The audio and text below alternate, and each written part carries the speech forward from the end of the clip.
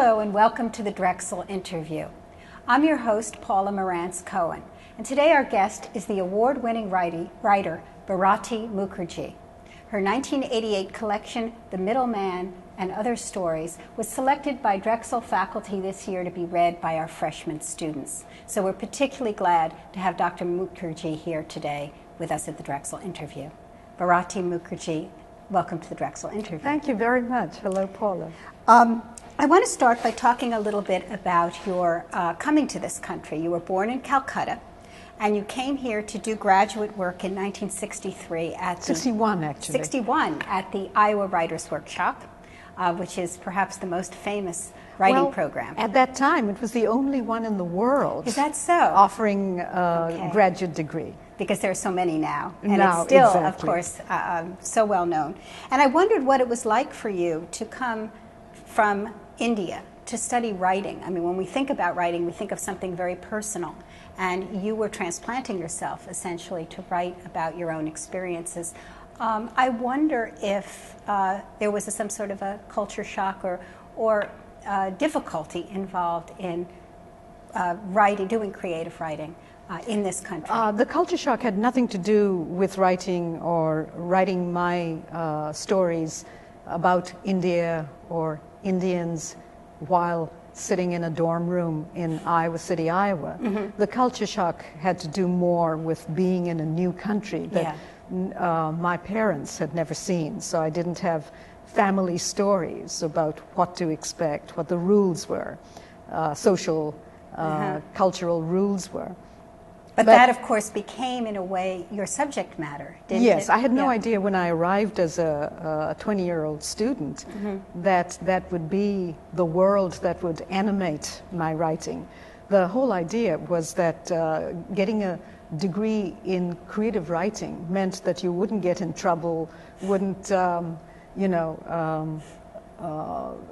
be persuaded to become obnoxiously intellectual, and at the end of 2 years, which was the MFA degree program tenure, that my father, during that 2 years, would have selected the most appropriate dreamboat of a Bengali Brahmin bridegroom, and I would then go back with the MFA degree as a feather in my cap, much like embroidery or so painting. that was the idea. And absolutely. I was allowed to come only because it was creative writing and not engineering. Because that was a benign degree. That was a degree that wasn't threatening in any way. Wasn't threatening. That was the whole idea. Interesting. And that was the first time that I was allowed to be in a classroom with males not related to me. I was not allowed to go to coeducational universities. But what a leap that must have been for your family then. I just have no idea how they didn't really understand, I suppose, what was involved. Or America was, like a concept out of Silver Screen or Photoplay magazines, in which we saw Robert Wagner and Natalie Wood in a full play in front of luxurious-looking swimming pools. Iowa wasn't like that. That was my culture shock. Okay, because it wasn't what it was on the Silver Screen. You, though, must have been a writer or seen yourself in some sense as a writer before you came to this country. Oh, very much so, yes. Okay, and you had what had you been writing about? Because certainly when we think of you as a writer now, we think of you writing about the immigrant experience. Yes. What had you written about when you were in I India? knew from when I was 3 years old. I was a bookworm and a very precocious reader. So I knew from age 3 I was a writer. But I didn't know you have to actually commit pen to paper to be a writer. You were one of those writers that didn't write yet. Well, I didn't write, didn't start my novel until I was 9 years old. And then I wrote several chapters of a novel that my mother, of course, stored while she was alive in a trunk of precious objects, family objects. But because I read so much, especially Dostoevsky and other Russian and European huge novels in Bengali translation, even before age 8, it just didn't seem foreign to me to be writing large-scale novels from a young age. Yes, and didn't have to be Indian as such. In fact, my the childhood novel attempt was about very British characters, children, who were living in London. And by that time, I was in London going to school. I spent 3 years of childhood. And so you were completely fluent in English from an early age, I assume. Yeah, it was and this is interesting for newer immigrants coming into the U.S. from non-Anglophone countries.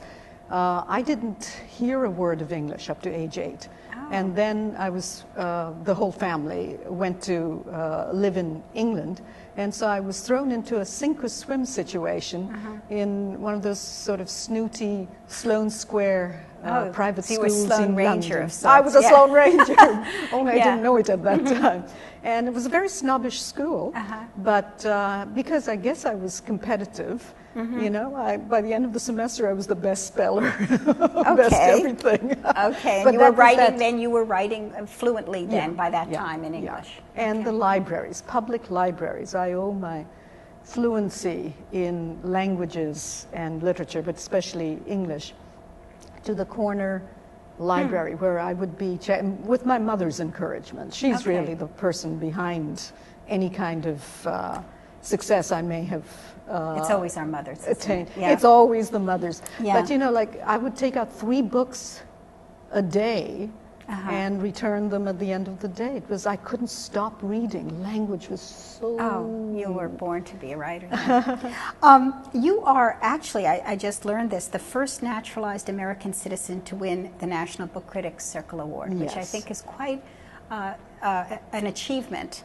And yet you're part of a growing number of writers in this country who are naturalized citizens. I'm thinking Ha Jin from China, who we spoke to last year, Chang Rei Lee from Korea, Josip Novakovic from Serbia. These are all people who are writing in English, who are citizens now, but were not born here. And yet it used to be that the immigrant experience in this country was filtered through the next generation. I'm thinking of people as different as Philip Roth and Amy Tan. Right. And so this is a sea change of sorts. I wonder what you I was think a pioneer about this. in, you know, discovering my material in the dislocation and the relocation. Yes. In immigration. Yes. Rather than nostalgia of the world that I had left behind and which I had known so benevolently and malevolently and fluently when I was living there the first more or less 20 years of my life. But it was very, very hard to get editors, publishers, readers, reviewers to understand that someone with an Indian-sounding name, Bharati Mukherjee, someone who looked like me, spoke American with the accent or accents that I do, is writing about and has the right to, is fascinated by, obsessed with, writing about the here and now in the country that I have adopted, made my own. So they were constantly wanted me to write about, my very fancy, elitist, privileged life in India. So they wanted either a more nostalgic and historical sort of approach. And what I had to forge for myself is the format of the new American novel in which my new American characters can inhabit, the language itself, and the trying to get across the psychology of, say, a character like me, Hindu American, who believes as much in ghosts as she does in the everyday logic of everyday San Francisco or New York. So you were essentially creating a vocabulary. I was forced to. And that was both frustrating in some ways and very, very exhilarating. I can imagine. Well, talking about your writing then, I mean, I do think your writing, from what I've read of it, I haven't read it all, but I've read a good deal and I'm very taken with it. It does seem to trace an evolution. It seems to me that, for example, The Middleman, which our students have read here, is very much in the contemporary and the realistic, whereas your trilogy, you've written 2 parts of a trilogy, and I want you to talk about the third part that I assume you're working on. Desirable Daughters and The Tree Bride are the 2 books that are already published, seem to have more of a historical and spiritual thrust to them. Do you see this as a deepening or an evolution in your writing style? I see this as an expression of the evolution of my own development, you know. And so my very first novel was called The Tiger's Daughter, and it was Book of the Month Club, and very successful. But I was writing about the world of privilege under Maoist threat in Calcutta that I had left behind, and that I was glad to have left behind because of the stranglehold of family and communal relations, pressures.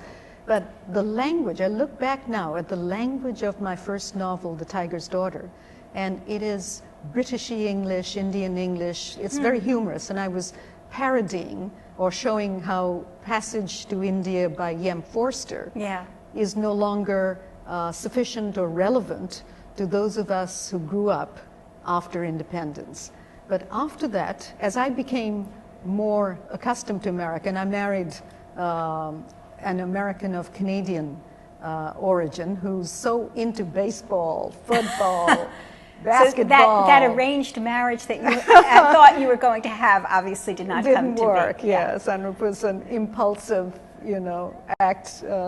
Lunchtime marriage, 5-minute ceremony in a lawyer's office above a coffee We're digressing shop. for a moment, but how did your parents react to that? Well, I was so far away, and I sent a cable. This was before internet, so I sent a cable saying, "By the time you get this, Dad, I'll already have been married." So nothing you can do about it. Right, and he kind of sucked it up, and he then cabled back saying, "Check out his family."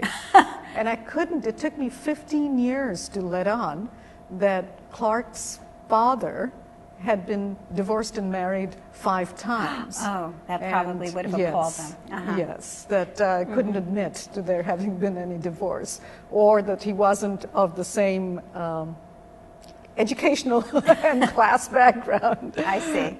But anyway, getting back, I did interrupt you. Were talking about this evolution in your writing. Yes. So the first one was very much in the tradition. The first novel was very much in the tradition of the expatriate reassessing what she's left behind.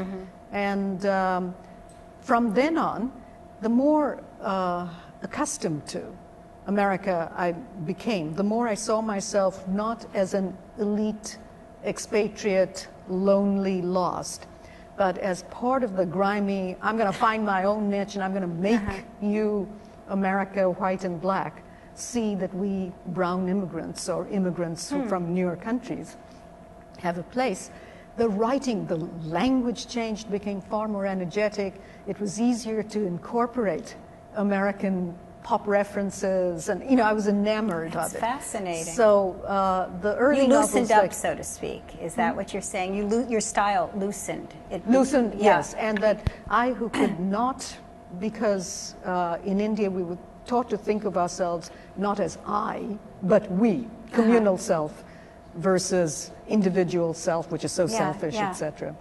So I started going from omniscient point of view to writing first person, even if it's about male Vietnam vets who have returned. You have inhabited so many different personas. It strikes me as, I mean, I wonder where this kind of ventriloquism comes from. Is this something that you have always had? You always had. And I think it's like being the De Niro kind of, Robert De Niro kind of actor versus a John Wayne kind of actor. You're not always writer. yourself, you're many right, that I have to become. If I'm going to continue with a story or a novel, I have to become all the characters, but mainly the protagonist, and I have to hear her or his voice and be totally inside that mentality. I open up my laptop, I become that person.